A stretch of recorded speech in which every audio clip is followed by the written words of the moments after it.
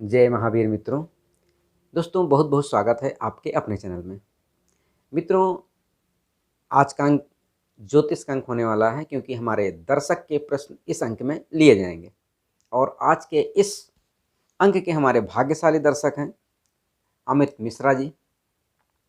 जी हाँ, अमित मिश्रा जी हैं और ये हैं गाज़ियाबाद यूपी से।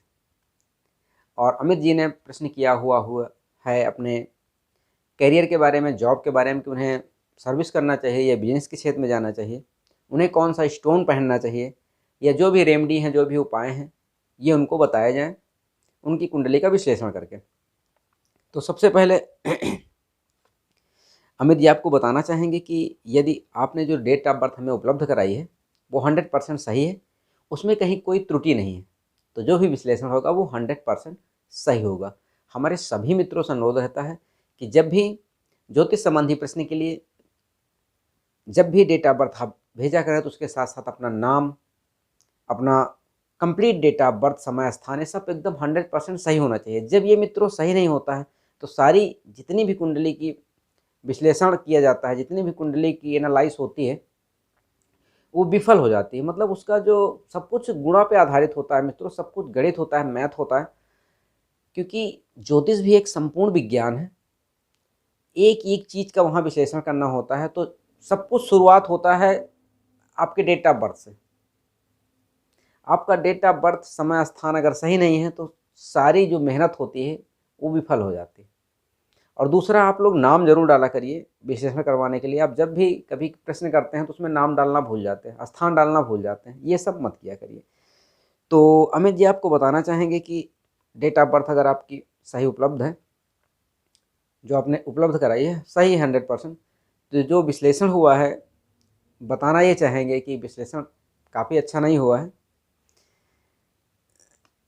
जो ग्रह स्थिति आपकी कुंडली की है वो अच्छी नहीं कही जा सकती है। यदि डेट ऑफ बर्थ, समय, स्थान सब कुछ आपने सही उपलब्ध कराया है तो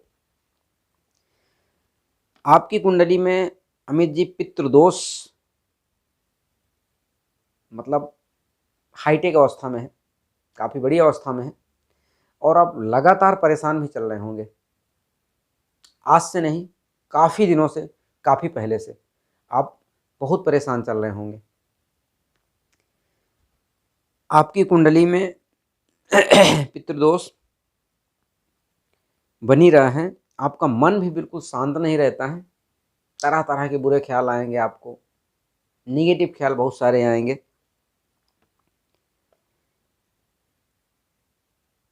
उसके साथ साथ आपका जो प्रश्न था कि रत्न कौन सा पहने, तो सबसे पहले अमित जी आपको बताना चाहेंगे कि आप रत्न को छोड़ दीजिए, क्योंकि कुंडली के अनुसार समस्याएं अभी आपको छोटी छोटी हैं, लेकिन बहुत दिनों से लगातार, मतलब कंटिन्यूअस वो आपके साथ है, समस्याएं आपके साथ साथ चल रही हैं, आपको ऊंचाई के शिखर पर नहीं पहुंचने दे रही हैं। और रत्न को इसलिए कहना छोड़ दो क्योंकि अभी आपको प्रारंभिक जो उपाय बताए जाएंगे, जो रेमेडी बताई जाएंगी, उसको आपको पूरी श्रद्धा विश्वास के साथ करना है, उसके बाद रत्न। क्योंकि मित्रों, रत्न में सबसे बड़ी बात ये होती है कि रत्न तो का सुझाव दे दिया जाता है, कितने कैरेट पहनना है, क्या पहनना है, किस दिन पहनना है, किस उंगली में पहनना है, कैसे पहनना है, सब कुछ। लेकिन सबसे बड़ी बात ये कि रत्न आपको ओरिजिनल मिले तब। रत्न अगर ओरिजिनल नहीं होगा, 100% सही नहीं होगा, तो उसके कोई परिणाम आपको मिलने नहीं है। पैसे आप कितने भी खर्च कर लो, उसका कोई मतलब नहीं। रत्न के एवज में हम लोग वनस्पति भी बताते हैं जो 100% काम करती हैं, रत्न से ज़्यादा काम करती हैं, और फ्री में, निःशुल्क में। तो वो रही बात की बात। लेकिन अभी जो आपके सामने समस्याएं हैं, उनसे आपको निजात पाने के लिए कई सारे उपाय करने होंगे, पूरी श्रद्धा विश्वास के साथ करना होगा, और पूरी लगन के साथ करना होगा, पूरी जिद के साथ करना होगा। क्योंकि ग्रह स्थिति आपकी कुंडली में ऐसी है, वो बहुत अच्छी बिल्कुल नहीं। तो बिल्कुल मन में ठान लीजिए। और सबसे बड़ी बात कि कितना भी ग्रह दशा आपकी कुंडली में खराब हो,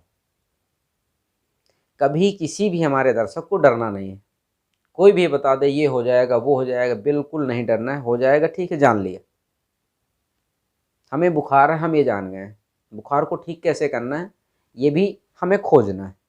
प्रभु की जब इच्छा होती है तो कहीं से कोई कुछ भी उठा के दे देता है, उससे हमें बुखार का लाभ हो जाता है। उसी तरह इसमें करना है, डरना नहीं है। ये सब कोई डराने की चीज़ें नहीं होती, ना ही कोई भगवान होता है, ईश्वर कोई नहीं होता है। तो डरना बिल्कुल नहीं, कितना बड़ा भी कोई संकट हो, कितना भी बड़ा कुंडली में कोई दोष हो, उससे डरने की जरूरत नहीं। सबके लिए भगवान ने रास्ते बताए हैं, उपाय बताए हैं, वो आप उपाय करिए, उनसे लाभ आपको 100% होगा। तो इसलिए अमित जी आप भी बिल्कुल टेंशन मत लीजिए। तो उसके लिए आप सबसे पहले तो किसी योग्य ब्राह्मण को बुला के आप पितृदोष की शांति करवा दीजिए। सबसे पहले पितृदोष की कोई पूजा करवा दीजिए, शांति करवा दीजिए, जिससे पितृदोष की शांति हो जाएगी तो आपको लाभ मिलना शुरू हो जाएगा। दूसरा, आप शनिवार के दिन सप्तधान लीजिए। 7 प्रकार के अनाज, गेहूँ, चावल, चना, मटर, उड़द, मूंग, मसूर, ये 7 प्रकार का अनाज लीजिए। जिसमें गेहूँ और चावल आपको 3-3 किलो लेना है। बाकी 5 अनाज जो बचे हुए हैं उनको आपको 1-1 किलो लेना है। मतलब टोटल 11 किलो हो गया। आप 11 किलो ये अनाज ले लीजिएगा। और एक जोड़ी आप लीजिएगा चमड़े के जूते, या ब्लैक कलर का अम्ब्रेला मतलब छाता, या जूते ले लीजिएगा, या एक छाता काले कलर का ले लीजिएगा। उसमें यथाशक्ति दक्षिणा लगा दीजिएगा। फिर किसी गरीब निर्धन लाचार व्यक्ति को या किसी सुयोग्य ब्राह्मण को शनिवार को आप मन में संकल्प के साथ कि हे शनिदेव, हे राहुदेव, आपसे जो हमें कष्ट मिल रहा है वो हमारे कष्ट का निवारण आप करिए, आपसे सर्वोत्तम फल की हमें प्राप्ति हुई। संकल्प करके मन में आपसे हमें शुभ फलों की प्राप्ति हो। आप अपना नाम, अपने पिताजी का नाम लेके ऐसा संकल्प मन में करके वो दान कर दीजिएगा शनिवार को एक बार। फिर उसके बाद आप 2 महीने 3 महीने बाद एक दान फिर ये रिपीट करिएगा। और उसके साथ साथ आपको शिव आराधना, भगवान भोलेनाथ की आप सच्चे मन से आराधना करना शुरू कर दीजिए। मतलब बिल्कुल पकड़ लीजिए कि हे प्रभु, बिल्कुल बस आप जो भी करेंगे, प्रभु जगत के पालनहार आप हैं, हम आपकी शरण में हैं, आप हमारे सभी संकटों का निदान करिए। आपके घर के आसपास कोई शिव मंदिर हो तो वहाँ पे आप प्रतिदिन जाने का प्रयास करिए। और सबसे पहले अगर जाएंगे तो बहुत अच्छा है। नहीं जा पाते हैं, यथाशक्ति जितना कर सकें, क्योंकि आपकी अंतरात्मा जितना कर पाए, जितना आपको मतलब अंतरात्मा आपकी माने, उतना भगवान भोलेनाथ के मंदिर आपके घर के आसपास है तो वहाँ उनकी पूजा अर्चना करिए जितना आप कर सकें। उन्हें जलाभिषेक करिए, भगवान भोलेनाथ की आधी परिक्रमा करिए। पूजन अर्चन के पश्चात, जलार्पण के पश्चात आप मेन गेट पे आइए, प्रणाम करिए। लेफ्ट साइड से ओम नमः शिवाय के जाप के साथ जाइए, वापस आइए, फिर राइट साइड से जाइए। कहने का मतलब उत्तर साइड से मंदिर के जल की निकासी होती है, उसको आपको लांघना नहीं होता है। और मेन गेट पे आप आते हैं तो फिर पुनः प्रणाम करना होता है ओम नमः शिवाय के जाप के साथ। इसको बोलते हैं भगवान भोलेनाथ की आधी परिक्रमा। भगवान भोलेनाथ की आधी परिक्रमा करिएगा। ओम नमः शिवाय का आप यथावत जितना यथासंभव जाप कर सकें वहीं मंदिर पे बैठ के करिएगा। मतलब जितनी ज़्यादा से ज़्यादा भगवान भोलेनाथ की सेवा करेंगे उतना आपको चमत्कारिक लाभ आएगा। जब भी आपके जीवन में चमत्कारिक परिवर्तन आए, आप कमेंट के माध्यम से हमें जरूर अवगत कराइएगा। उसके साथ, क्योंकि उपाय साथ साथ में, आप ये मत सोचिएगा इतने सारे बता रहे हैं, इतनी सारी समस्याएं आपकी कुंडली में जुड़ी हुई हैं जो आपको आगे नहीं बढ़ने दे रही हैं, समस्याएं क्रिएट कर रही हैं। तो उसके लिए आपको ये कुछ छोटे छोटे एकदम उपाय हैं, बहुत महंगे उपाय नहीं हैं, बहुत पैसे नहीं खर्च करने हैं। आपको सिर्फ थोड़ा सा मेहनत करनी है और प्रभु की शरण में जाना है। सबसे पहले आप जब घर में भोजन बनाया करिए, आपके घर में जो कुछ भी खाना बने, भोजन बने, जो कुछ भी बने, उसको एक कटोरी में सबसे पहला निवाला आप निकाल के, जो भी हो, अपने पितरों के निमित्त, जो आपके पितर हैं उनके निमित्त आप निवेदन करिए। थोड़ा सा पानी रखिए, खाना रखिए सबसे पहले, उसके पहले कोई खाएगा नहीं।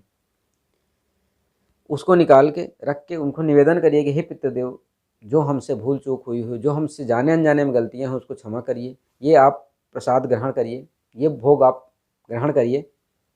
निवेदन करने के पश्चात, धूप दीप दिखाने के पश्चात उसको वहीं रख दीजिए। और जब आप भोजन करेंगे तो सबसे पहले आप वही प्रसाद आप खा के अपने नित्य कर्म पे जाएंगे। ये आप प्रतिदिन आपके घर में ये होना चाहिए। दूसरा, अमावस्या के दिन अमावस्या जब जब भी अमावस्या आती है उस दिन आपको एक सीधा निकालना है। वैसे हमारे भारत के सभी लोग सीधा तो जानते ही होंगे कि सीधा निकालना क्या होता है। अगर नहीं जानते हैं तो आपको बता देते हैं। सीधा निकालना मित्रों ये होता है कि पुराने ज़माने से ये प्रथा रही है कि सीधा निकालना मतलब एक ब्राह्मण का पेट जितने में भर जाए उतना हम निकालते हैं। गेहूँ सॉरी गेहूँ नहीं, उसमें चावल, गेहूँ का आटा, दाल, नमक और एक डली गुड़। मतलब उसमें 250 300 आधा किलो ऐसे अनुपात अनुपात में निकालते हैं कि लगभग एक व्यक्ति खूब अच्छे से बना के खूब पेट भर के खा सके। उसको बोलते हैं सीधा। ये आपको निकालना है हर अमावस्या के दिन पितरों के निमित्त। ये आप निकलवाएंगे और पितरों के निमित्त मतलब पितरों से प्रार्थना करेंगे, हे पितृदेव जो हमारी गलतियां हैं हमें क्षमा करिए, हमें इन कष्टों से उबारिए। ये आपके निमित्त हम दान कर रहे हैं। फिर किसी गरीब निर्धन लाचार व्यक्ति को या किसी सुयोग्य ब्राह्मण को वो दान आप यथाशक्ति कुछ दक्षिणा लगा दीजिएगा। और ये आपको हर अमावस्या करना है, कंटिन्यू करना है, भोलेनाथ की उपासना करना है। और ये अमावस्या वाला आपको दान करना है, कंटिन्यू ये भी करना है। और दूसरा आपको जो व्यवसाय के बारे में आपने पूछा हुआ है कि नौकरी करें कि व्यवसाय, तो अभी स्थिति इतनी तो अच्छी कुंडली के अनुसार है नहीं कि आपको बहुत अच्छी जॉब मिल जाए या गवर्नमेंट जॉब मिल जाए। आप व्यवसाय करिए, ये उपाय करते रहिएगा तभी सारे सिस्टम बनेंगे। व्यवसाय करिए और लोहे से संबंधित व्यवसाय करिए। लोहे से संबंधित व्यवसाय, काली चीज़ों से संबंधित व्यवसाय आप करेंगे तो उसमें आपको सफलता मिलेगी। आप ये करिएगा, पितरों के उपाय करिएगा, भगवान भोलेनाथ की आराधना करिएगा, पितृदोष की पूजा आप करवा दीजिएगा और वो शनिवार का दान करिएगा। इतने सारे उपाय यदि आप पूरी श्रद्धा और विश्वास के साथ करते हैं तो चमत्कारिक परिवर्तन आएगा। जैसे आप एक बार दान करेंगे और ये पूजा सारी आरंभ करेंगे, चमत्कारिक परिवर्तन आएगा। और सबसे अहम बात ये होगी कि आपको, आपके परिवार को शाकाहार होना बहुत ज़रूरी है। शाकाहार का पालन करते हुए ये सारे उपाय करिएगा, चमत्कारिक परिवर्तन आएगा। जैसे ही चमत्कारिक परिवर्तन आता है आपके जीवन में, आप कमेंट के माध्यम से हमें ज़रूर बताइएगा। जो हमारे नए मित्र वीडियो पे अभी पधारे हैं, वीडियो पसंद आए तो वीडियो को लाइक करिएगा। चैनल पे अभी तक सब्सक्राइब आपने नहीं किया हुआ है तो चैनल को सब्सक्राइब कर लीजिएगा। बेल आइकन पे ऑल नोटिफिकेशन ऑन कर दीजिएगा। ऑल नोटिफिकेशन से मित्रों यही होता है ना कि जितने भी ज्ञानवर्धक वीडियो होंगे, लाइव कोई टेलीकास्ट प्रोग्राम होगा तो उसका नोटिफिकेशन आपको सबसे पहले मिल जाता है। आपके छोटे छोटे कोई प्रश्न होते हैं, कोई चीज़ भूलते हैं, कोई चीज़ पूछना चाहते हैं तो नीचे प्रयास भाई विनोद ऑफिशियल इंस्टाग्राम की आईडी आ रही होगी और डिस्क्रिप्शन भी चेक कर लिया करिए। वहाँ पर भी सारे सोशल नेटवर्क से कनेक्ट होने के लिए ऑप्शन आते रहते हैं, वहाँ पर भी देखा करिए मित्रों। जैसे ही टाइटल को आप प्रेस करते हैं नीचे डिस्क्रिप्शन खुल जाता है, तो इंस्टाग्राम पर आप हमें फॉलो कर लीजिए, वहाँ छोटे छोटे प्रश्नों को उत्तर आप तत्काल पा सकते हैं। तो दोस्तों मिलते हैं एक नए अन्य ज्ञानवर्धक वीडियो के साथ, तब तक के लिए जय हिंद, वंदे मातरम।